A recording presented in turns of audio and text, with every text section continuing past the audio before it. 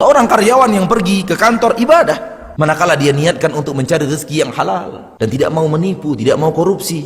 Dia niatkan, ya Allah, saya pergi berusaha mencari ridhamu dan engkau ridho kalau saya mengambil harta yang halal saja. Maka bagaimanapun tawaran manusia kepadanya, seberapa banyak pun angka yang ditawarkan manusia, dia tolak dengan hormat. Maaf Bapak, saya nggak bisa terima karena saya ingin beribadah kepada Allah dalam bekerja. Banyak orang sekarang kalau sudah mendengar kata-kata ibadah, yang ada di kepala mereka masjid dan segala aktivitas masjid, tidak keluar dari jalur masjid. Salat, infak, pengajian, baca Quran, zikir. Dan ini, mohon maaf, saya katakan pemahaman yang sangat picik tentang makna ibadah. Ibadah Bapak dan Ibu bahkan ada dalam toilet. Ibadah Bapak dan Ibu ada dalam hubungan badan suami istri.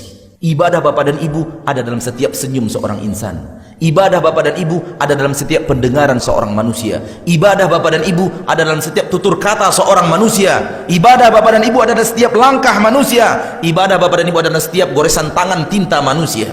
Seluruh yang dicintai Allah, seluruh yang disukai Allah, seluruh yang diridhoi Allah, semuanya ibadah.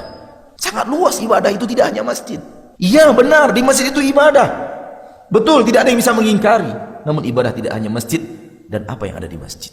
Sadar tidak sadar kita pakai sendal bisa jadi ibadah. Kalau kita dahulukan yang kanan dibanding yang kiri, begitu perintah Nabi kita tercinta. Masuk toilet kita dahulukan kaki kiri sebelum kaki kanan, itu ibadah. Keluar toilet kita dahulukan kaki kanan sebelum kaki kiri, itu ibadah. Tatapan mata kita Pak bisa kepada ibadah, bisa kepada tidak ibadah, maksiat. Kaki kita melangkah ke tempat yang diridhoi Allah, ibadah.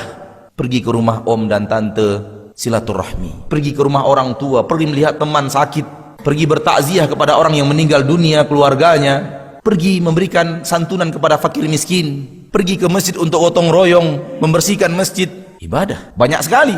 Jadi ibadah itu luas. Berdagang, banyak ibadahnya dalam berdagang. Jujur dalam berdagang, jujur dalam timbangan, tidak pernah membuat dua kwitansi dalam satu transaksi, ibadah. Tidak pernah menipu konsumen, menerangkan kalau ada cacat adalah cacat, kalau dia tidak cacat kita terangkan tidak ada cacatnya, adalah ibadah.